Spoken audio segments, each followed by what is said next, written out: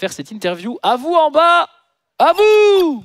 À vous. Merci. Salut.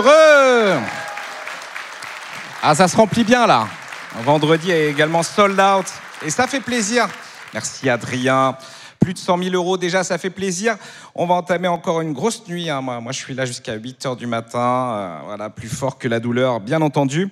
Ah tiens, j'ai envie de faire une question avec enfin, sonder un peu le public, parce qu'à chaque fois, on a des retours, donc on s'inquiète. Alors, est-ce qu'il y a des gens...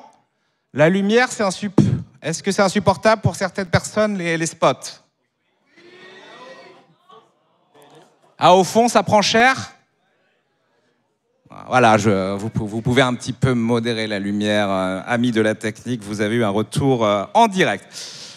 Je suis donc ici en présence, c'est la première fois qu'on te voit d'ailleurs, ici hein, sur la grande scène. Alors, attention, je suis avec Elena Ranchal. Parfait. Bien entendu, directrice des opérations internationales de Médecins du Monde. Et on va parler justement de comment se passent les missions internationales, donc à travers le monde. Justement, donc, comment se déroule un cycle, un programme à l'international. Tu vas pouvoir nous expliquer un peu tout ça. Très bien. D'abord, merci beaucoup, parce que je suis très contente d'être là aujourd'hui. Pour ne pas rentrer dans les jargons très humanitaires, j'ai voulu essayer de faire des parallélismes avec un jeu. Alors, vous avez un objectif d'arriver à la fin du jeu. Nous, notre objectif, c'est soigner des gens et témoigner pour ces besoins en santé. La première chose que vous faites, en général, c'est vous allez choisir votre personnage avec ses pouvoirs, etc. Et non, notre super pouvoir, c'est notre staff, les personnels qu'on va déployer, avec les médicaments qu'on va déployer.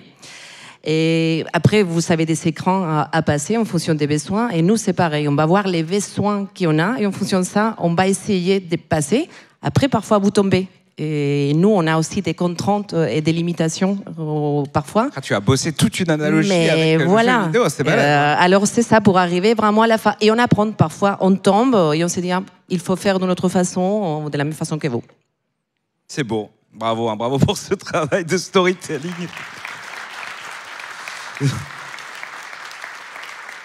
Donc les programmes à l'international, on avait déjà parlé par le passé, mais donc il y a aussi ce cas de figure où vous pouvez rester dans un pays bien longtemps malgré des fermetures de programmes.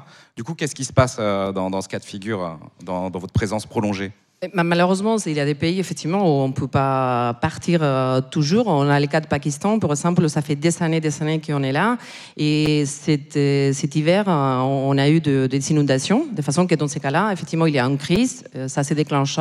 Et nous, on doit retourner sur les terrains ou avec des équipes qui sont présentes pour répondre à des besoins qu'on n'avait pas identifiés tout au début parce que c'est une nouvelle crise.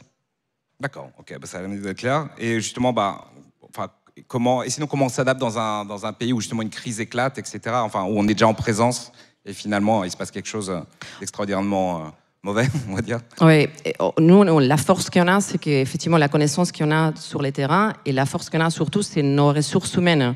Et il faut se dire qu'une grosse partie de nos ressources humaines, c'est des personnels nationaux, c'est des personnes issues de pays qui connaissent très bien et qui sont les premières à réagir, que parfois c'est les premières touchées. Quand il y a des inondations, ils vont être touchés.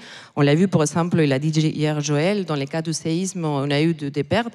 Et c'est des gens qui, malgré le fait qu'ils sont affectés, qu'ils sont plus maisons, etc., c'est les premières qui se relèvent pour pouvoir couvrir les besoins des autres populations. D'accord, je vois. Et donc, on a parlé de ça, on a parlé avec Joël aussi de pas mal de cas de figure. Mais qu'est-ce qu'il y a d'autre comme difficultés que vous pouvez rencontrer justement dans votre action à l'international?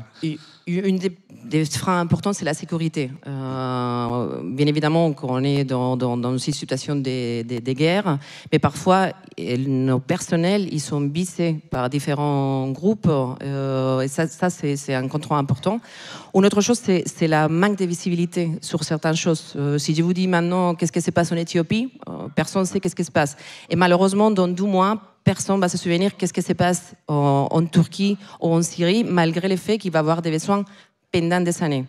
Et la troisième chose, que c'est très important, c'est le manque de financement, d'argent. Et c'est pour ça, on parlait avant en coulisses, c'est très important les dons. Parfois, on se questionne, est-ce que l'argent arrive ou arrive pas? L'argent arrive.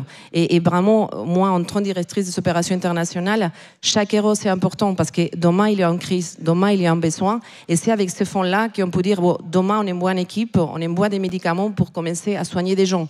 De façon que vraiment, vous, tout le monde, vous savez, en main, vous avez un impact sur les présents et les futurs de la santé de beaucoup de monde. Voilà, c'est vous. Sachez-le. Donc merci à toutes et tous pour vos dons. Lors des précédentes éditions avec Médecins du Monde, on a parlé justement des crises oubliées, hein, justement les crises qui sont beaucoup moins médiatisées mais qui continuent, qui perdurent, où vous êtes toujours présents. Et il y a un terme donc un peu technique, on entend aussi parfois parler de crises multiples, donc entre guillemets, est-ce qu'on peut développer là-dessus et comment justement vous agissez aussi par rapport à celle-ci? Oui, les crises multiples, c'est effectivement les crises comme on peut avoir en Éthiopie, où effectivement il y a un conflit armé à l'intérieur, mais en même temps il y a une famine, il y a des mouvements des populations, de façon que c'est des contextes très compliqués parce qu'on n'est pas en train de se dire, voilà, on travaille sur une chose en concret, mais sur différentes choses. Et c'est là-bas que c'est très important pouvoir couvrir tous ces besoins. D'accord, très très bien. Est-ce qu'on a oublié quelque chose? Est-ce que tu veux développer sur un point en particulier? Vraiment, vous dire que c'est très important, hein, ça que vous faites, ça peut se voir comme très facile, mais vraiment c'est très important. Et au-delà dedans, engagez-vous. Hein, vous avez un rôle très important, vous êtes des donateurs, vous avez un rôle primordial pour Médecins du Monde. Alors engagez-vous aussi, il y a la place pour des bénévoles, il y a des places pour devenir salariés, etc. Alors engagez-vous. Bien sûr. D'ailleurs, les gens ici, hein, sur place, il y a un stand Médecins du Monde où vous pouvez échanger justement avec le staff si ça vous intéresse de participer également sur le terrain, dans l'action. Et puis voilà, hein, bourrer les incentives, elles sont chères, mais vous savez que c'est pour une bonne action, donc on compte sur vous. Alors quelque chose d'important aussi, normalement, je me suis logué en régie, donc mon compte devrait spammer un lien avec insistance dans le chat. C'est un quiz. Normalement, on va branler à ça un quiz qui va concerner plusieurs questions sur la santé, hein, des questions plus ou moins lambda ou plus techniques. Voilà, on va juste. Ça serait bien qu'un maximum de personnes répondent. C'est assez rapide. Hein, c'est juste quelques questions, moins d'une dizaine. Et demain, on reviendra justement lors de la prochaine intervention de Médecins du Monde avec Florence Rigal, présidente de Médecins du Monde.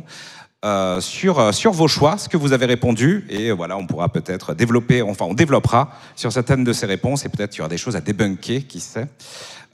Et donc tout ça sera demain à 18h25 ou à 15h, si on continue à prendre de l'avance à l'infini, ce qu'on n'espère pas, hein, parce que oui, c'est bien de ne pas être en retard, mais être trop en avance, va falloir peut-être prévoir d'autres runs en allemand. Et je ne sais pas si finalement ça serait une bénédiction ou une malédiction. En tout cas, merci énormément. Merci. Et continuez à donner. Normalement, Antoine et Altan, un duo explosif. Hein. Au moment où j'ai tapé ces deux pseudonymes sur le planning, je ne savais quoi en penser. Nous allons découvrir ça tout de suite. Et c'est la suite de Speedon.